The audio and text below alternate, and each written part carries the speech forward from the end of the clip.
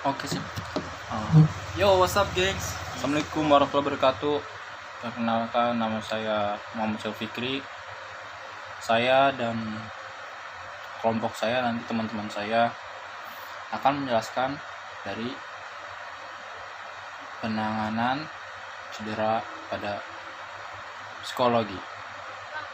Sekian, mohon diamati baik-baik, Bu. Terima kasih. Sarangi. Pengertian cedera olahraga adalah cedera yang terjadi pada sistem otot dan rangka tubuh selama olahraga akibat suatu ketidaksengajaan atau kecelakaan maupun kesalahan yang sebenarnya dapat dihindari, kurang pemanasan.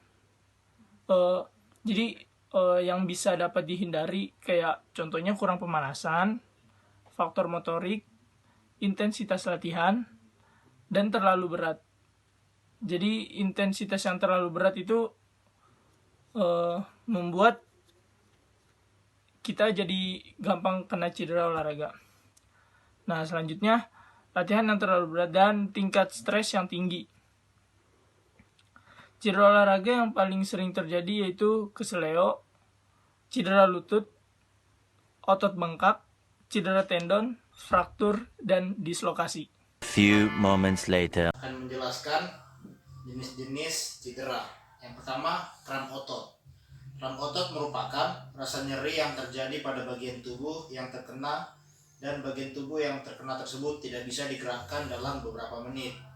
Kram otot juga sering terjadi ketika berolahraga secara intens atau terus-menerus, tetapi tidak melakukan pemanasan atau peregangan terlebih dahulu. Bagian tubuh manapun bisa terkena kram otot, namun yang sering terkena adalah bagian kaki, otot kaki. Yang kedua, cedera hamstring. Hamstring merupakan otot yang berada di paha bagian belakang. Cedera ini ditandai dengan rasa nyeri pada bagian paha yang disebabkan karena otot paha terlalu kelelahan dan kurangnya pemanasan sebelum melakukan olahraga. Yang ketiga, cedera Achilles tendon. Cedera jenis ini ditandai dengan rasa nyeri pada bagian tumit hingga kaki. Hal ini disebabkan karena sobeknya otot tendon. Biasanya terjadi pada olahraga yang menggunakan kaki secara aktif seperti atletik, sepak bola, voli, dan lain sebagainya. Jika Anda mengalami cedera ini, Anda bisa mengangkat tumit lebih tinggi dan mengkompresnya dengan es. Yang keempat, cedera pada otot pergelangan kaki. Otot pergelangan kaki sangat rentan sekali terkena cedera dan merupakan salah satu jenis cedera saat berlari yang sering terjadi. Biasanya disebabkan karena salah dalam melakukan tumpuan pada kaki ataupun karena kurang melakukan pemanasan. Dan otot pergelangan kaki juga merupakan tempat di mana tiga tulang bertemu, apalagi ketika Anda berlari pada permukaan yang tidak rata. Otot pada pergelangan kaki akan mudah terkena cedera. Cedera pergelangan kaki atau terkilir merupakan jenis cedera yang mudah kita temui di berbagai macam jenis olahraga, terutama yang menggunakan kaki secara aktif. Yang kelima, cedera tulang kering. Cedera tulang kering atau yang biasanya disebut shin splints merupakan cedera di mana atlet mengalami kesakitan pada bagian tulang kering bagian atas dan pada bagian betis. Pada umumnya cedera ini sering dialami ketika berlari dan melompat. Hal ini disebabkan karena aktivitas fisik yang dilakukan secara tiba-tiba seperti meningkatkan intensitas jogging dalam segi kecepatan maupun ketahanan ataupun untuk berlari di jalan yang menanjak dan menurun. Yang keenam, nyeri pinggang. Nyeri pinggang merupakan rasa sakit yang terjadi pada bagian bawah punggung sebelah kanan ataupun kiri.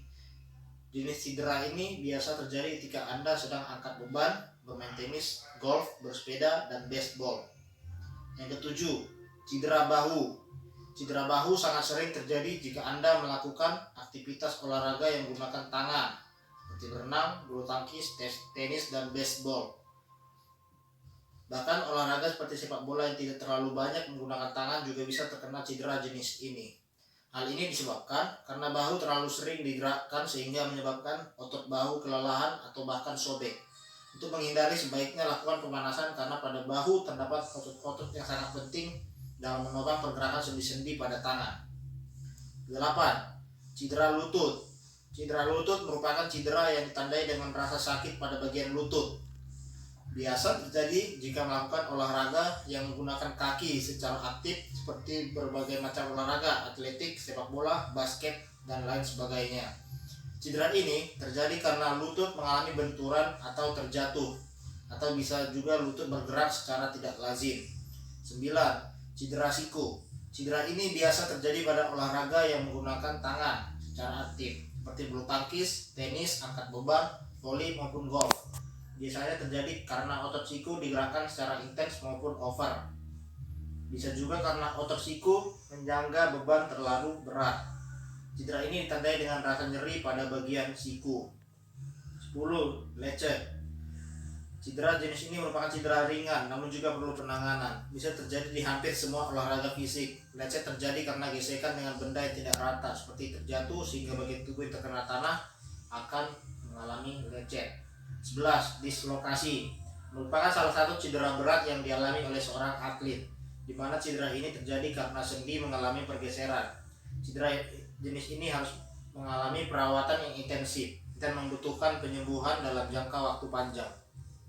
12. Patah tulang. Cedera ini memang cukup jarang terjadi, di mana patah tulang merupakan cedera berat yang dialami karena adanya tulang yang retak atau patah.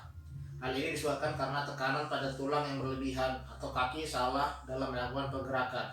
Cedera ini sangatlah fatal sehingga bisa mengancam dari karir seorang atlet. 20 minutes later. A few minutes later. A little longer than a few minutes later. Yo, perkenalkan, nama saya Muhammad Fikri. Seperti yang tadi, ntar ada animenya di sini. Saya akan menerangkan tentang jenis-jenis rehabilitasi fisik. Pertama itu ada banyak jenis rehabilitasi fisik saat atlet mengalami cedera. Hal yang harus pertama kali dilakukan itu tenang, nggak usah panik. Nah, kita harus melakukan seperti nih, RICE, RICE, enggak, rise. R itu apa? Rest, istirahat. Ice, kita diberikan ice, terus compression itu di compress, elevation itu ntar kalau ada tindakan selanjutnya dari yang lebih ahlinya. Oke, next. Terus hal yang harus dilakukan itu adalah melakukan rehabilitasi fisik guna untuk memulihkan cedera tersebut. Nah, yang pertama itu adalah melakukan latihan otot isometrik atau fase akut. Isotonik itu ada dibagi dua, open kinetic dan close kinetic. Terus ada isokinetik. Terus yang kedua melakukan latihan fleksibilitas lingkup gerak sendi dan peregangan fase akut. Ini ada 3 fase akut, fase subakut, fase kronik. Saya akan jelasin yang fase akut. Yang satu aja ya. Fase akut itu mobilisasi sendi derajat 1, derajat 2 itu ada derajat-derajatnya. Nah, fase subakut itu diatemi melemaskan otot. Yang ini fase kronik, mobilitas sendi, massage myofascial, teknik inhibisi neuromuskuler dan peregangan pasif. Yang ketiga adalah melakukan latihan propriosepsi. Ini ada 3 lagi sama kayak tadi, ada fase akut, subakut, dan kronik. Latihan ini yang pertama yang fase akut adalah latihan ROM. Permulaan latihan propriosepsi, input sensorik sendi ke otak. Yang kedua fase subakut latihan beban, kekuatan otot itu tapi jangan berlebihan gitu ya. Fase kronik drill, gerakan olahraga di atas skateboard. Sebenarnya banyak cara sih sebenarnya kalau menurut saya, nggak mesti skateboard juga. Nah, yang keempat, yang terakhir 4, 5, 6. Yang keempat ini melakukan latihan kardiovaskular atau menggunakan alat di gym dengan pengawasan dari coach tentunya sama dari dokter. Yang kelima melakukan latihan akuatik. Keenam melakukan latihan motor learning. Ini tuh ada control learning itu ada latihan agility atau kelintahan, sport dan sports specific drills. Berikut teman saya akan menjelaskan yang berikutnya. Moments later. Baik, di sini saya akan menjelaskan penanganan psikologi bagi atlet pasca cedera dan tahapannya. Di sini ada 5 cara pasca cedera dan tahapannya. Yang pertama itu adalah edukasi, yang kedua itu goal setting, yang ketiga itu visualisasi, yang keempat itu self talk, yang kelima itu dukungan sosial. Oke, baik, saya akan menjelaskan. Yang pertama itu edukasi. Edukasi dalam fase ini penting untuk ahli medis memberikan deskripsi anatomi cedera dan jadwal pemulihan. Nah, pemain juga perlu tahu bagaimana proses pemulihan melibatkan nyeri, otot, dan statis. Yang kedua itu adalah goal setting, menetapkan tujuan, menentukan peningkatan motivasi dan komitmen, serta akan memberikan arahan untuk mengoptimalkan pemulihan. Menetapkan tujuan yang jelas dan realistis akan merangsang motivasi pemain baik jangka pendek dan jangka panjang. Yang ketiga itu adalah visualisasi. Visualisasi ini atau biasa di imagery biasanya digunakan untuk memperbaiki kepercayaan diri pemain dan membayangkan situasi yang mereka alami, mulai dari gambaran apa yang mereka lakukan, mereka lihat, suara apa saja yang mereka dengar. Teknik ini dapat membantu mendapatkan relaksasi otot dan memiliki efek fisiologis dalam mengurangi stres. Yang keempat itu adalah self-talk. Dapat diartikan metode bicara pada diri sendiri untuk berpikir positif dan lebih mengenali diri sendiri. Pemain dapat meminta untuk mengenali dan mengekspresikan rasa sakit mereka ketika mengalami cedera. Bagaimana dampaknya ketika mereka berpikir negatif, apakah mereka bisa cepat sembuh apa tidak. Jangan sampai mereka itu berpikir negatif, tidak bakal cepat sembuh lah atau apalah yang lainnya. Yang kelima itu adalah dukungan ini sangat berharga bagi kita juga. Hubungan kepada teman, pelatih, fisioterapis juga memiliki kemungkinan untuk mendukung langsung dalam pemulihan cedera pemain ini, karena dia yang sering bertemu dengan pemain tersebut yang cedera. Tetapi mereka juga melibatkan rekan-rekan timnya itu juga berfungsi bagi mempercepatkan pemulihan juga. Dukungan ini juga emosional yang diberikan orang sekitar atau keluarga memiliki efek mengurangi depresi dan mengurangi kecemasan dan meningkatkan rasa percaya diri itu. Later, in the void. A little later, much later, much later, much later. Assalamualaikum warahmatullahi wabarakatuh. Saya Munahir Fikri. Saya akan menjelaskan materi tentang aspek psikologi yang muncul pada saat cedera dan setelah cedera. Psikologi ternyata berpengaruh terhadap tingkat cedera yang diderita oleh atlet, yaitu faktor kepribadian dan tingkat stres. Psikologi atlet yang cedera. Cedera tidak dapat dipisahkan dari aktivitas fisik, yaitu tanggapan emosional. Reaksi pertama atlet adalah perasaan penolakan dan kemarahan, depresi. Tanggapan yang lain. Tanggapan yang lain, reaksi lain.